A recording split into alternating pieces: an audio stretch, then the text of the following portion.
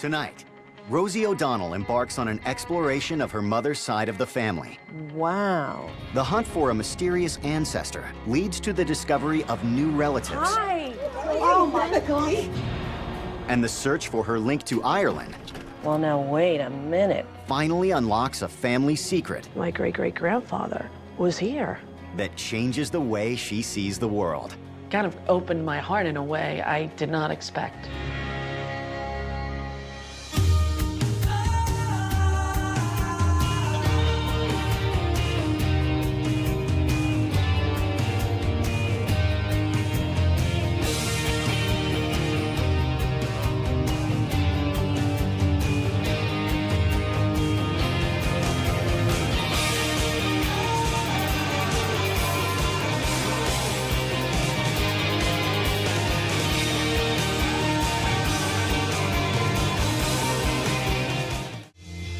Emmy Award-winning talk show host Rosie O'Donnell is also an accomplished actor, author, and philanthropist. 5, 4. Her most recent venture is hosting a morning radio show that she runs from her family compound outside of New York City, where she lives with her 4 children. I come from a large Irish Catholic family. I grew up on Long Island. I'm the middle of 5 kids.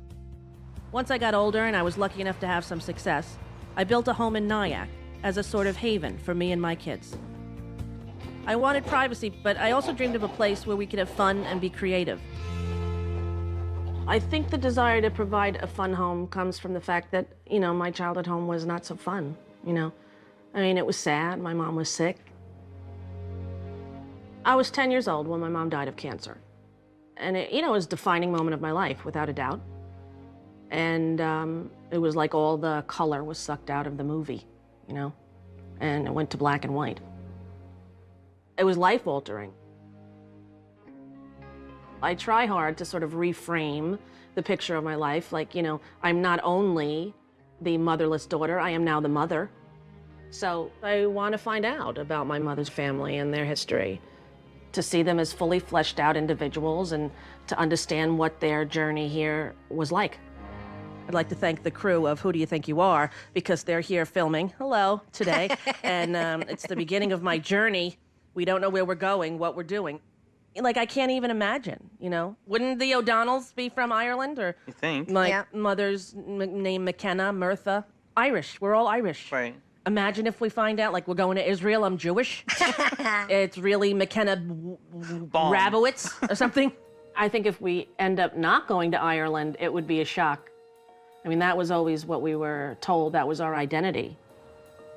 One thing about growing up Irish Catholic, we didn't talk about anything bad that happened, nothing at all. Not my mother's death, never mind my family history. All I know about my mother's side is that her mother, who lived with us, was Catherine McKenna. We called her Nana. But I never knew my grandfather, Daniel Murtha, because he died before I was born. I've asked my brother Ed to come over and help me get started on my journey. Really? He's always been the keeper of family photos and history and whatnot. I have all of Nana's photos and letters from her bedroom furniture. Actually, it was all still in the same drawer from when I Really? left from Comac. Yeah, kind of scary. So I went through all the stuff. What did you find? What did you Well, I find? found a bunch of different things. Remember that photo that hung in the playroom? Yes. This photo I do remember it being in the playroom, and I do remember nobody knowing who it was, but why do you think that it would be hanging in our house? Remember, they never knew who it was. They could never tell you who it was. It was some relative, or it wasn't really a relative. Right. It was Never got a clear answer. Right. So who's the person? We don't know. I don't know. We still don't know. We still don't know. We grew up with her, but we don't know who she is. I think Nana said it was Dan Murtha's stepmother. Our grandfather's stepmother? Right. But Dan Murtha's parents got divorced or died? I have no idea.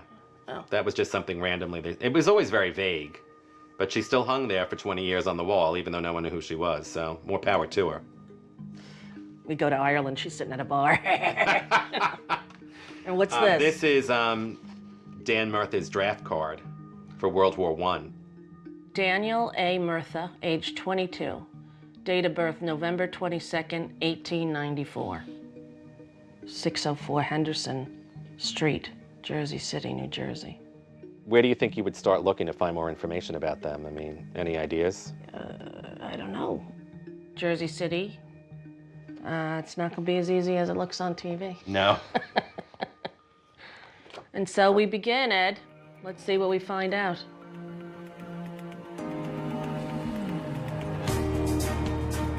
As I start my search into my mother's family history, the first thing I want to find out is, who really is the mysterious woman in the picture? All I know is that she might be somehow related to my grandfather. So I need to track down more information about Daniel Murtha. Since I have my grandfather's address, and I know he was born in 1894, I'm going to meet with a genealogist in Jersey City to see if she can help me find my family in the census records. All right, let's load it up.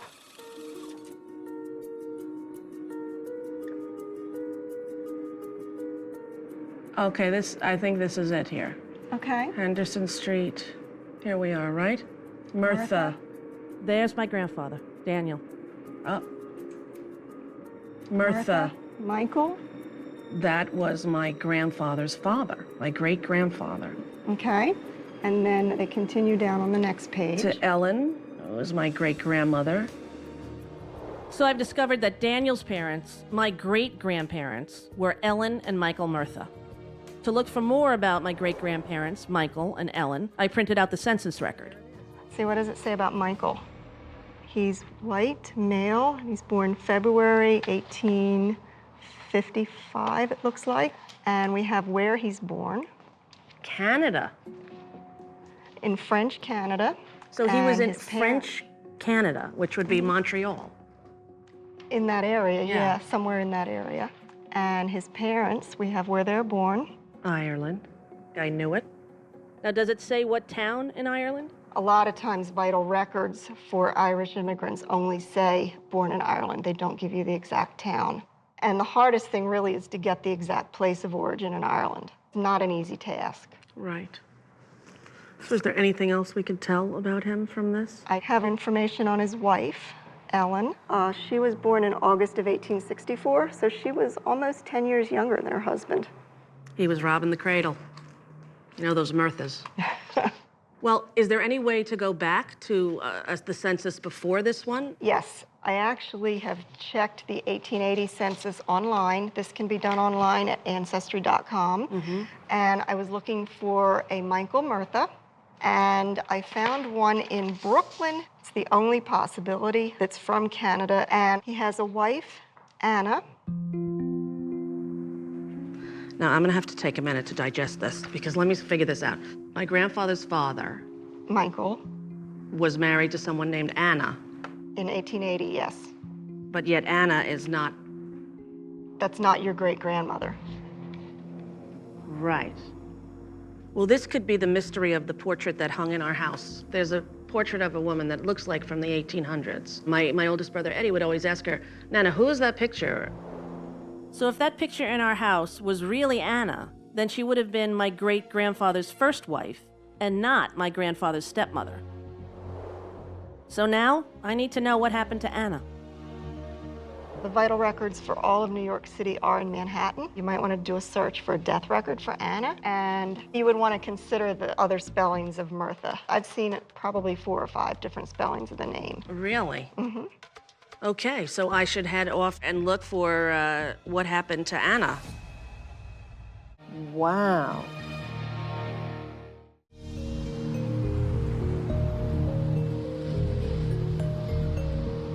Rosie O'Donnell is in New York City, on the trail of a woman whose picture hung in her family home for years. She's just discovered that before her great-grandfather married her great-grandmother, he had a previous marriage to a woman named Anna. Now Rosie wants to find out what happened to Anna. So she's at the New York Municipal Archives, searching for more clues. All right, so what do we have? Well, we have a death certificate for Anna Murtha. With a different spelling. Different spelling, but it seems to match up otherwise. Birthplace, Canada. Okay, well, that matches the other Yes. certificate. That's good. On the 3rd day of December, 1881. Cause of death. Injuries caused by the, what is that? Looks like explosion. Of oil lamp. Wow. Time till death, 20 days?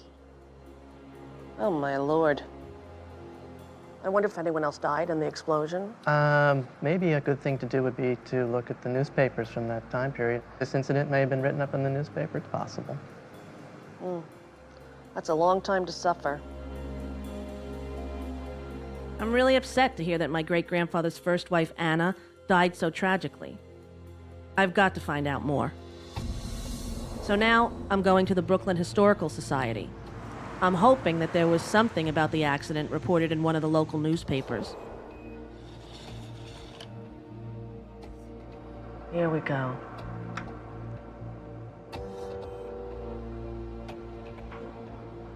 Oh, here it is.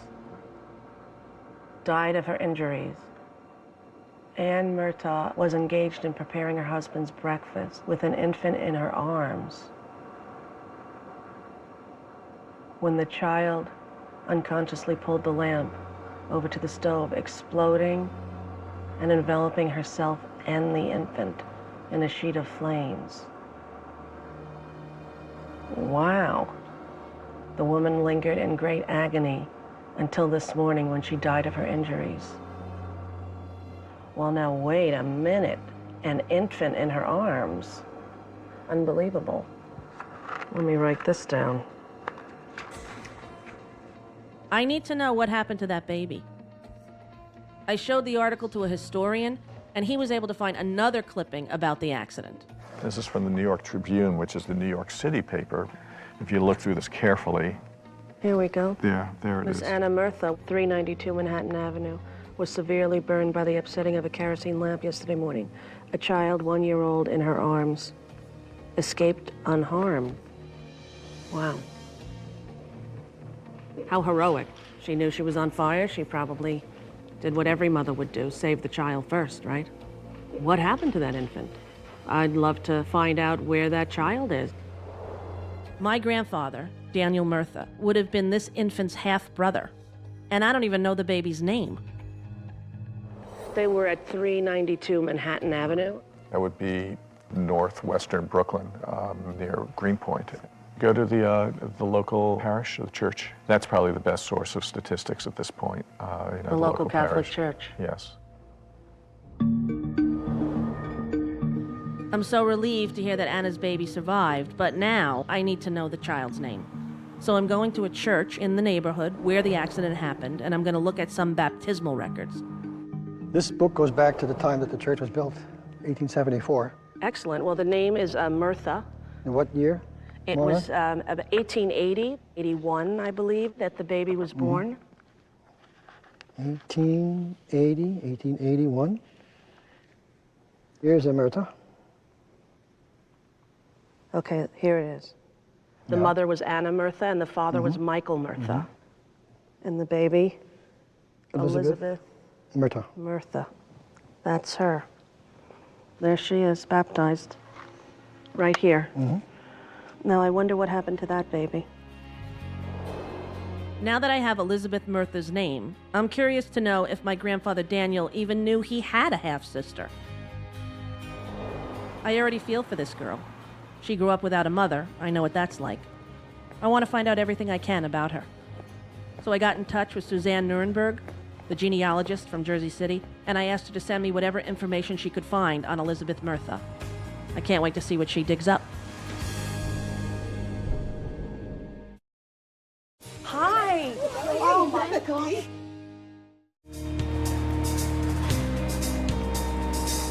Rosie O'Donnell is on a search into her mother's side of the family. She's learned that her great-grandfather, Michael Murtha's first wife, Anna, was killed in a tragic fire, but their baby miraculously survived. After uncovering that the baby's name was Elizabeth Murtha, Rosie passed the name on to Suzanne Nuremberg, the genealogist from New Jersey, who's just sent Rosie some incredible new clues. Somehow, Suzanne went and found Lizzie Murtha here in the 1900 census in Jersey City.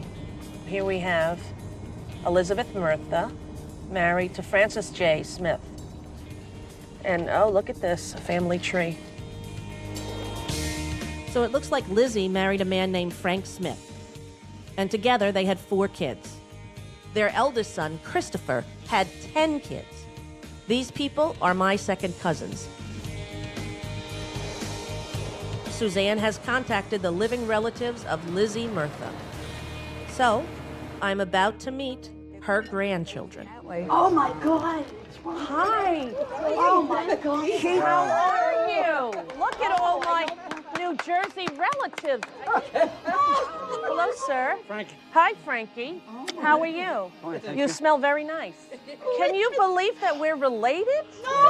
Meeting with Lizzie's grandchildren was really eye-opening. Lizzie is kind of a little bit of a miracle baby. They had no idea that their great-grandmother Anna died in a fire, but they did recognize the photo of Anna, and that was really exciting for me. Now that looks familiar. I had a copy of Lizzie's obituary, which none of us had seen before. Sister of Daniel Murtha. Sister. It listed my grandfather Daniel as Lizzie's brother, so I was heartened to realize they must have known each other. Yeah, I'm kind of getting it now. I think Daniel kept Anna's portrait up to honor Lizzie. Now that I've found out all I can about Lizzie and her mother Anna, I want to shift my focus to Anna's husband, my great-grandfather, Michael Murtha. So far, I know that he was born in 1855 in French Canada and that his parents were from Ireland. So I'm headed to Quebec to see if I can find out what part of Ireland the Murthas were from and why they ever left their homeland.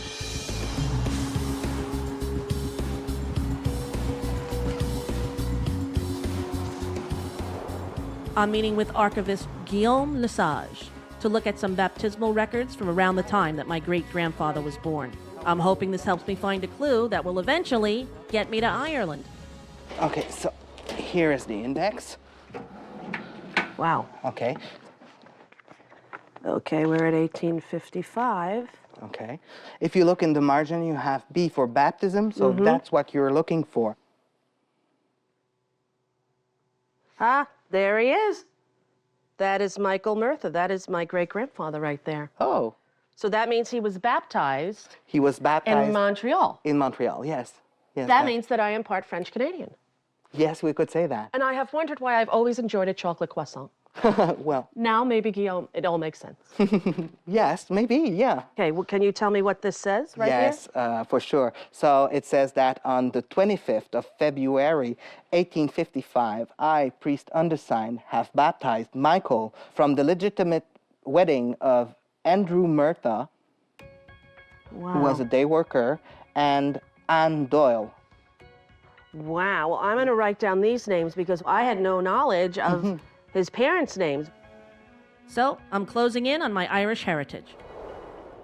I just found out that my great-great-grandparents are Andrew Murtha and Anne Doyle. So, Guillaume, do they ever list the nationality or where the parents are from? And Maybe if you go at the National Archive of Quebec. is that here in Montreal? Yes, yes. The National Archive of Quebec. Yeah, That would be great. yeah. I hope you good luck on that one. Thank you so much. Now I'm off to meet with an archivist at the National Archives of Quebec. I'm hoping to solve the mystery. Where is my family from in Ireland? Look at this. This is a copy of the 1861 census. Okay. I see a Murtha there. Exactly. That's Andrew. He's a laborer. Place of birth, Ireland. Fantastic. I knew it. Does it say anything about their children or not? Yes, it does. You see here, there's Elisa. This looks like she's 18. The 1861 Canadian census shows that Andrew Murtha and Anne Doyle had 6 children.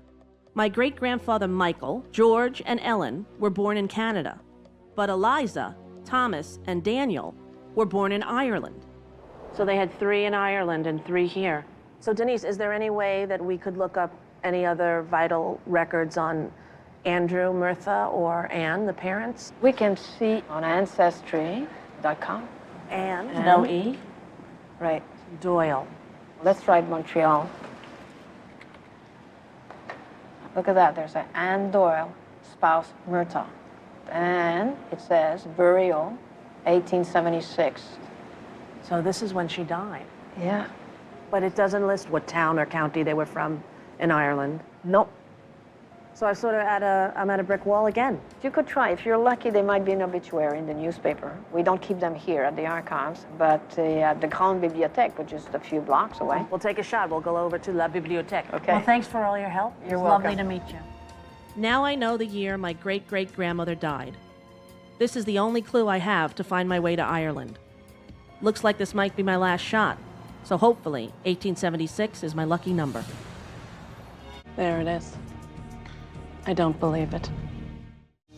Rosie O'Donnell is in Montreal, Canada, looking for the one clue that will get her to Ireland so she can continue her search into her mother's ancestry. I know that my great-great-grandmother, Anne Doyle, died in 1876. This is all I have to go on. I'm hoping to find some kind of record that will tell me what town she was from in Ireland.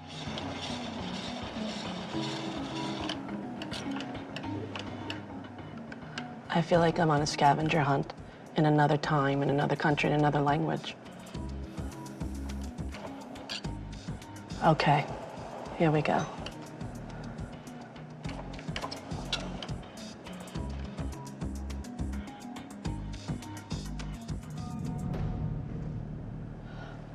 There it is. I don't believe it. Anne Doyle, beloved wife of Andrew Murtha, a native of Kildare, Ireland. Ding, ding, ding, ding, ding. We have a winner. Kildare. Okay, I've got my Ireland connection. I'm sure my father used to sing songs about Kildare. And the County Tyrone by the town of Kildare. And I don't know if that's the same place, but Kildare, Ireland. How about that? At last, I have found a link to Ireland. I feel like I won the lottery, in a way, because I never thought that there would be a mention of Anne Doyle's death in the newspaper, but there it was, from Kildare, Ireland. We have some place to start in the old country. What are the chances of that? It's much more moving than I expected it to be. So, at long last, I'm finally going to Ireland. My whole journey has been building up to this moment. Next up, I want to find out about my great-great-grandparents, Andrew Murtha and Anne Doyle. I want to know about their family and why they left Ireland. So, I'm meeting with genealogist Nicola Morris. We have found Andrew Murtha's family. You have? Yeah. In a parish called Blessington, just beside County Kildare. Okay, so do you want to go and take a look at the records? I do, and I have some scary news for you. Okay. I'm going to try to drive us there. Okay. And I've never driven on the wrong side of the road. No It's insult. not the wrong side No of the insult road. intended. All right, come with Okay. me. We'll see what happens.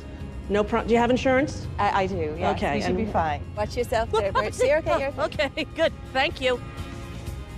Nicola and I are off to a local church in the neighborhood close to where the Murtha family lived. When I was in Montreal, I learned that my great-great-grandparents had 3 children born in Ireland. So I'm going to see if we can find any mention of any of them in the baptismal records. All right, so what do we have here? This is the Register of Baptisms and Marriages for the parish of Blessington. So what we think this is that it's actually a collection of some of the records made by the individual chapels. Because the handwriting is different in some, different, yeah. exactly, and the now I have pages are this. I don't know if this is the census that I had. Okay. I don't know if this is all the Murthas that we had. Okay, and so what sort of period were they having children then? This was the 1861? yes, exactly. So in the 1830s, 1840s? Right, that's when they would have been baptized. Okay, here is one of the baptismal records.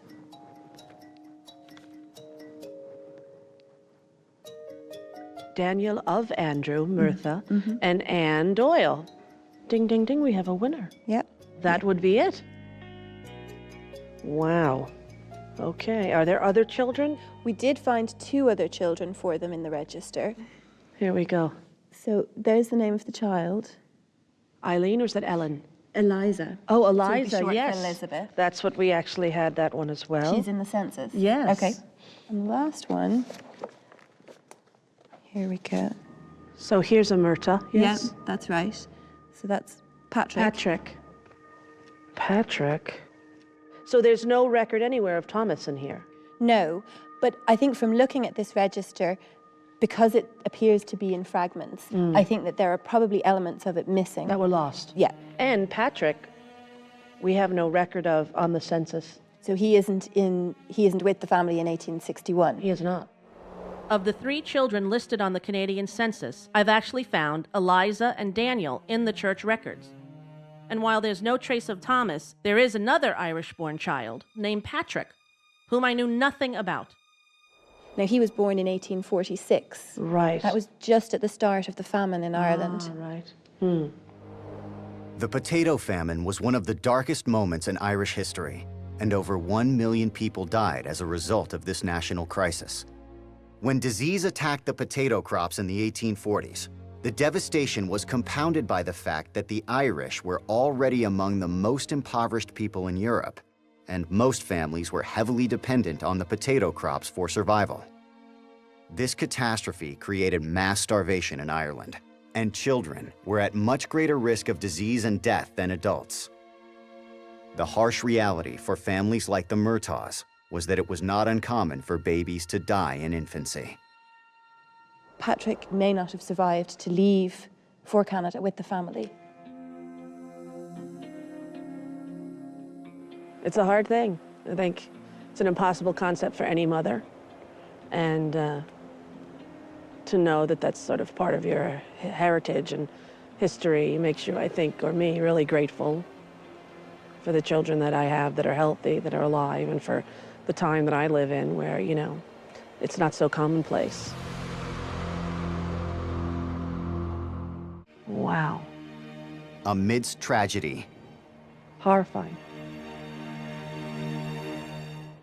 Rosie O'Donnell is in Ireland looking for records that would help explain the details behind the Murtha family's immigration to Canada. It looks like my great-great-grandparents lost one son, Patrick, during the Potato Famine. Now I want to know how Andrew, Anne, and their other children survived that catastrophe before going to Canada. Nicola Morris, the genealogist I met, suggested I go to the Kildare Library in Newbridge to look into the records being kept by the Poor Law Union, which she tells me was a governmental agency that provided food, shelter, and sometimes assisted immigration for families stricken by poverty. How are you? So I'm going to meet with librarian Mario Corrigan. Very nice to meet you. Good to meet you. I was wondering if you could help me. I have relatives from Kildare. The first record we have of them existing in Montreal, Canada, was February 1855. Okay. So with that information, where should I go? Or We're looking for a period when they would have left Ireland to go to Montreal. Yes, and perhaps why and what their life was like before they left, if there's any way. Okay, let's look at the Poor Law Union minute books for the year preceding, just in around maybe June, July, when we would expect them to actually leave Ireland. Okay. If that's okay. So you take a seat here. What we're going to look at, the minute book for 1854. I'm shocked, Mario, that this paper even exists. This is the actual paper, right? These are the original minute books of the Poor Law Union from, as we're looking at here, this is in June of 1854. And the original handwriting of the people who had actually minuted the meetings of the Poor Law Union. And these are the only records that could shed that sort of light on your family's history, if we find that they were connected with the Poor Law. What would one do in order to have to qualify to receive benefits from the Poor Law Union? Was there a minimum or? This is the tricky situation because really what we're talking about, these people, if they show in these minutes, would actually be within the workhouse. And to qualify for assisted emigration, we're talking that they would actually be within the workhouse possibly for a year or more. Now, I'm sorry for my ignorance, but the workhouse was a place where people lived who were not currently working? Is that, the workhouse was what? It was basically for the poorest of the poor, the people who had no other recourse to work or to any kind of home And they would comforts. live there? They would live there until such a stage that they could request to leave. So their life at that particular time is really, really low. And this is certainly at the height of the famine, which is ravaging Ireland. This is the place where they can find food and some sort of comfort. It's almost the last stop for them. It really is. We're going to start with June of 1854. What we're looking for are the actual handwritten minutes of the meetings. There is the name, right there. Andrew Murtha. It was Andrew Murtha, his wife, and 4 children. And this would mean that they did live in the workhouse. Yeah. To qualify for emigration, they would be at least a year and possibly even more. And this is the reasoning behind their choice to go. Wow. To survive the workhouse system and these difficult years in itself was a huge accomplishment. Proposed by Mr. MacDonald and seconded by Mr. Wolfe that Andrew Murtha, his wife, and 4 children be sent immediately to Canada. Wow. MacDonald and Wolfe are on the board which manage this workhouse and workhouse district. The people with the power are this board of guardians, and they are the people who decide on the people who are going to emigrate. It is George Wolfe who proposes that those people be helped or assisted to emigrate to Canada. So this is the proof that they went there. Do you think they must have known the family? There's a lot that we don't know about it, obviously, but there's certainly, there's a feeling that it's well-intentioned. Maybe they've concerned with their particular plight, the condition that this man, his wife, and 4 small children, who obviously say that they want to go. You know, I didn't really know much about my mother's family because she died when I was 10.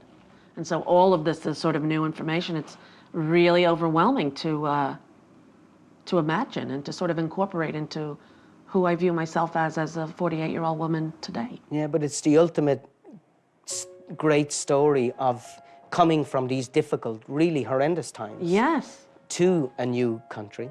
Yeah. And actually making good, which obviously has happened. Yes, it has, I think. Not just me, but all my siblings are, you know, knock wood, very successful at what they do. And, you know, when you think of the death and the suffering, and it's really, it's very overwhelming. I always have felt that my life was blessed, and if the MacDonald and the Wolfe family hadn't sponsored Andrew and Ann, I would not be here, literally. It would not be me. There may be a descendant of theirs and doing something else, but it wouldn't be me. And that's pretty intense to think about.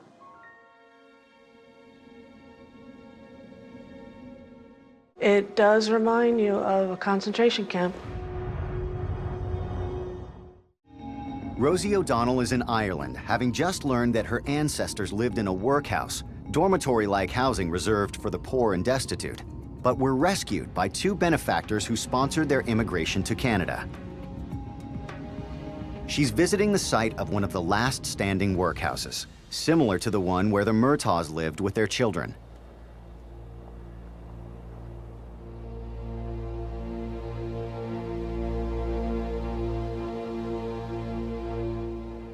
Wow. Doesn't look like I thought it would look. I don't know why I thought it'd be smaller. It's huge. To think how many people were in their families, and definitely creepy. Hello. I'm meeting with historian Jerry Moran to find out about the living conditions my family endured. So when a family arrived, like my great-grandfather and his wife and 4 children, what was the procedure? You would get a number, you would get a, what happened? As they came to the door here, the segregation would start. The males going to the right-hand side, the females to the left-hand side. Boys and girls from ages sort of 2 up to 15 were segregated away. Never saw their parents sort of again after until That's after that. Horrifying. A 2-year-old baby. A 2-year-old baby would have been taken off the mother. Horrifying. Totally. Well, what do you say? You want to go in and take a look? Okay, if we head on inside and we can take a look inside. I'll follow you. Okay. Since I'm mildly scared. Yeah. I don't know if I'd necessarily believe in ghosts, but I definitely tell you can feel something. Yes. And inside here you have the dormitories. You could have had anything from maybe 40, 50 just a boys. Bed after bed after bed after bed. After bed. Bunks? It was just pure mattresses, straw mattresses. On the floor? On the floor. We also know from some of the evidence that you could have had up to 4 people in the one bed. Mm. Now, the problem that created was it led to disease. Illness. And illness being carried very, very quickly. When you have cholera or typhoid, you're talking about maybe up to 10 people a day dying. Mm. Wow. It does remind you of a concentration camp. It has a certain feel like that to it, definitely. Now it looks a little bit lighter. Is it lighter up here? There is more light. Yes. But we're moving up now into the attic, and this would be... And it's quite cold up here. It's noticeably colder. Very, very cold. This is where many of the children would have been kept. So we're in the male side, so this boys between the ages of 2 and 15 would have been here. Really horrifying. And historically, Irish people are known for not sharing their feelings or emotions. And you see this and you think perhaps they had to shut down, right? The entire nation went through a crisis. Mm-hmm. It's a lot of death, a lot of people. My great-great-grandfather was here with his wife and 4 children. Boy, this is creepy and sad, overwhelmingly sad, like literally have a stomachache kind of, because you can visualize it. This huge part of Irish history, almost non-existent. And I think that needs to be fixed, needs to be told.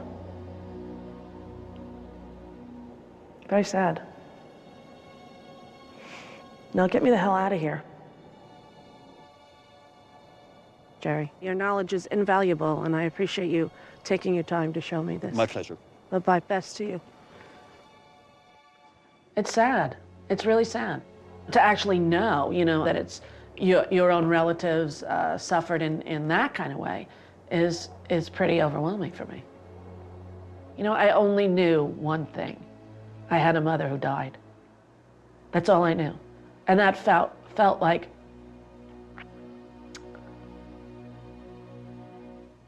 an unlivable tragedy. It felt like an unbearable tragedy. But now, I think to myself, her life existed because of, the suffering and pain that, I don't know, it doesn't diminish my own suffering, but it's not any longer the focal point of my existence. I think that's a gift.